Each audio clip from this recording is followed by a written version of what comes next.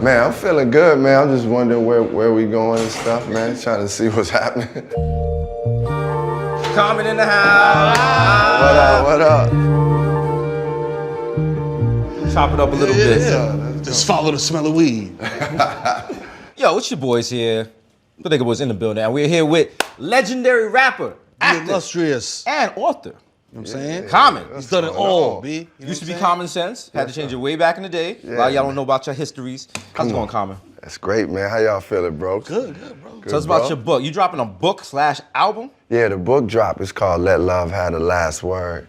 And then the album is inspired by the book. The book is really like talking about, man, finding love within yourself, finding love with God, and really going on a journey, just talking about stories that I use to find love within myself, and like times I haven't, where I failed, you know. And the book, I mean, the music is more like, it's kind of like getting into some of the subject matter of the book. Right. But then I take it to other places too. The music is, I wanted to create some music that was like, that had the soul of what I did with like Water for Chocolate or B, but also just was present. Like I feel like this album is me going into like more personal things, telling my own personal stories, but it still got inspiration. It still feel good, you know? It's real. I feel like the album is it's a Marvin Gaye meets DJ Premier meets Radiohead type, you know, like as far as the soul of it and the sounds and just still it having a hip hop edge to it. saying? So did you send a pre-copy of this book to the Chicago Bulls front office? They So needed they that. could like really embrace the positivity and Man, I'm done with the Bulls. Wait, man. okay, like, done with the Bulls. You were a lifelong Bulls fan because you were born and raised. Yeah, I'm born and raised Chicago, you know, Southside. Southside, you know what it is. Yeah, that's what we do. But man, I'm done with the Bulls, man. The Bulls, they ain't do Michael Jordan right. Like that left a sour taste in my mouth. Got you. The way the front office did. You know, I like players. I love Steph. I love Kyrie. I love LeBron. You know, KD. Yeah. So I'm rocking with them. You ever ball with those dudes? 'Cause I know you had the movie with Queen Latifah. Queen. Yeah, you know Queen. what I'm saying? Latifah. Just Right. That was a movie, but yeah, I hooped with D Wade before, like, and that man, that was one of them things where you think you could hoop real good. Yeah. Like, cause I thought I was cold, like in that movie. I'm like, yo, I'm good. I'm good. Like, I got this. And then, man, I got up against D Wade, and it was just like, man, they just much more faster. They fast, and they still tall, like, and man, it's just another level of athleticism and stuff. All right, you know about love, you know about basketball. How can we, as Knicks fans, love ourselves enough to not be Knicks fans? Is that what we should do? Should we come to a realization, a moment that our organization is doomed, or should we keep prevailing? No, you got to prevail, man. You got to push. Is that what love is? Yeah, that's what love is, man. You got to love them, even though I just said I don't love the Bulls, right? But It's still a little part of you that loves, you know? Right. I gotta have, but it is a little part that still love. I still root for them somewhere, man. Yeah. But for Knicks fans, man, y'all got to just see, okay, look, these dudes it's taking a long time. It's a process, but you gotta love them through the process, cause y'all still the Knicks and it's New York. Yeah. When was the best in y'all lifetime? What's been the best time to be a Knicks fan? I want to say 4 years ago, they used to do this thing called Fan Appreciation Night. At the end of the season, they let you get food for free. That was it. That was the high point. Best day. That was the high point. You've been rapping for over 25 years. Yeah. How does the game look to you now? Because one of your earliest songs was I Used to Love Her, was about hip hop and the frustration you were feeling, what you were seeing at the game at the time. How do you feel now?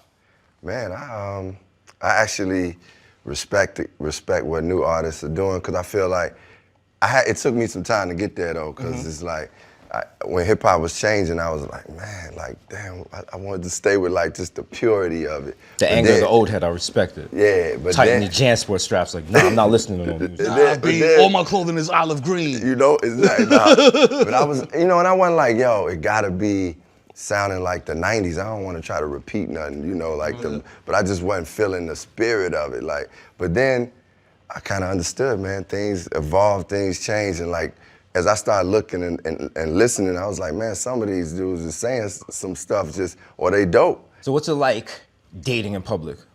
Because you just be chilling and TMZ be like, boom, boom, boom, yo, Common came out of Noble with such and such. Yeah. Like, does it change, like, because you're writing about love, you're writing about relationships and stuff. Did it change the whole dynamic of dating because now you have like this external factor watching you? Yeah, I mean, what I learned from that is like, man, you got to build a real foundation before you kind of get out to the public if you can.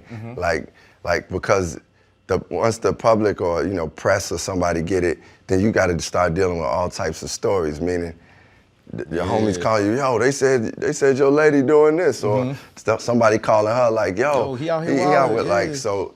You got to have a real strong foundation and already. So that's how I approach it. Like I keep my relationships like pretty private, and then smart. I still live. Like I ain't gonna be like, I ain't going out to dinner or whatever, but I ain't gonna like just go parading like, yo, let's go be on this cover.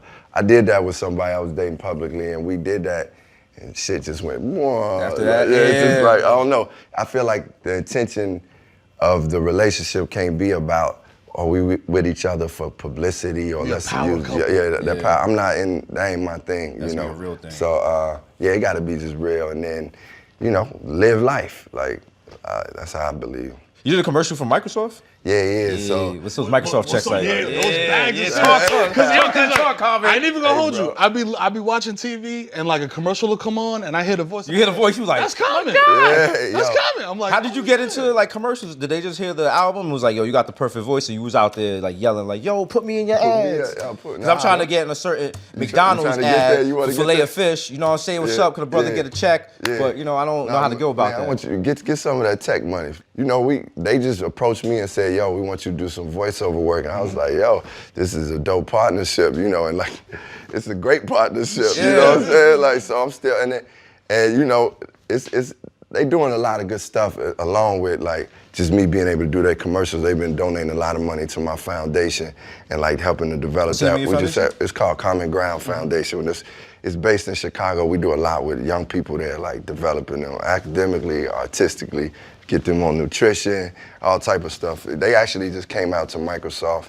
Some of the kids from Common Ground came out to Microsoft and got to learn a lot about coding, see all that stuff. So anyway, my thing is, if I'm a partner with a corporation, I gotta be who I am, and they gotta come on over and meet me, and I'll meet them too, so that's how it worked. I don't just move for a check, you know what I'm saying? But I'm grateful to be rocking with Microsoft. Right. Got you.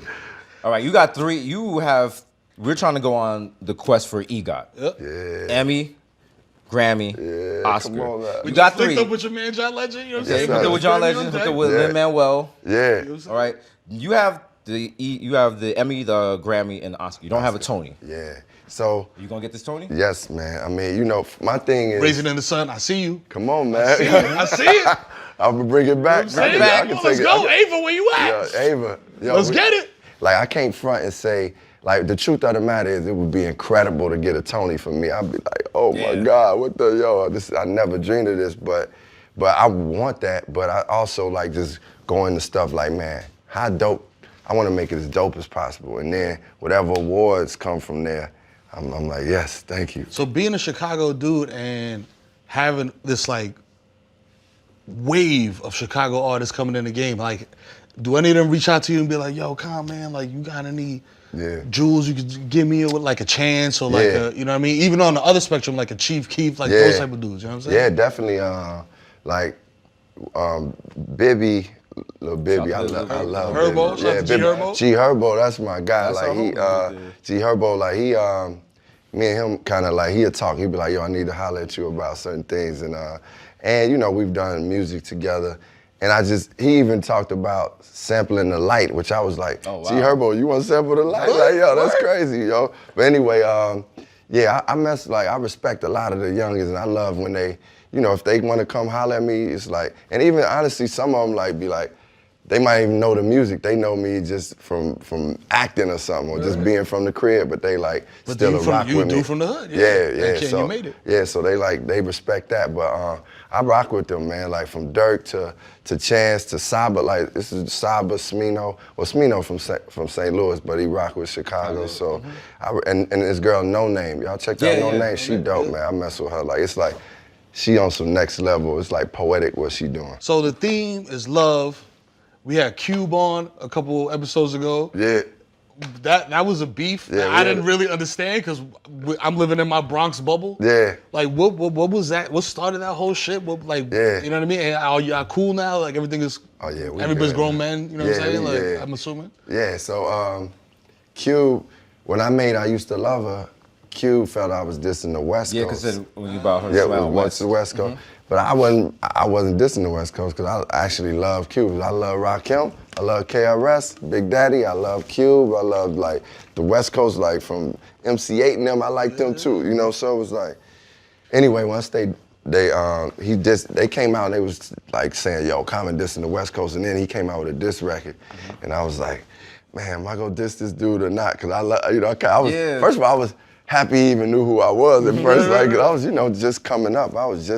And then I was like, man, I'm gonna have to diss him because they kept you talking. gotta rep your city. I gotta rep my city. And just as a man, like, they just kept going at it. Yeah, I was like, so I came back and, you know, I did my song and then. Low-key dismantled him. Yeah. I didn't want to say to him because I did my song Respect, Q, you know, it's love. But then, man, we had to squash the beef because it was right after Tupac and Biggie. Yeah. So Minister Farrakhan sat down with a lot of us, like people in hip hop, and was like, yo, you know they separate, you know, the whole slave mentality is dark skin, light skin, you know, this, you know, tall, short, whatever, east, west, y'all really, divide and conquer. So we was like, man, we can't be part of this, you know. So, you know, fast forward, maybe 15, 20 years later, I'm in a movie with Q. I did Barbershop, The Next Cut, which he produced. Right. And me and him just got cool. What's crazy is we was about to talk about the situation. Right when we were about to, I was like literally, like one of the first times we ever talked about it, a phone call came through and he was like, wait, let me get this call. We never talked about it. But it was all good. Now, people have you have this connotation, like this, people have this idea of you being super serious all the time. What's your idea of fun? My fun, I honestly like going out and with my friends or, you know, people, team or whatever, and just drinking and having like dinner and then just talking shit. That's my fun. That's the best, like the times I enjoy the most is that, and like we can go out and do something else adventurous, but it's just really just us being together. Just having a little wine. I like wine, sangria. That's my favorite. Yeah, you know. Get a little mouth back and shit. Talking shit with your homies. You like, yo, listen, man. Like, yo, remember Tanisha from high school? Exactly. It'd be all that shit. Like, wow. Yo. All right, we're kind of cooking down here, so it's probably time to end this interview. But thanks for coming out, Common. What would your neon sign say?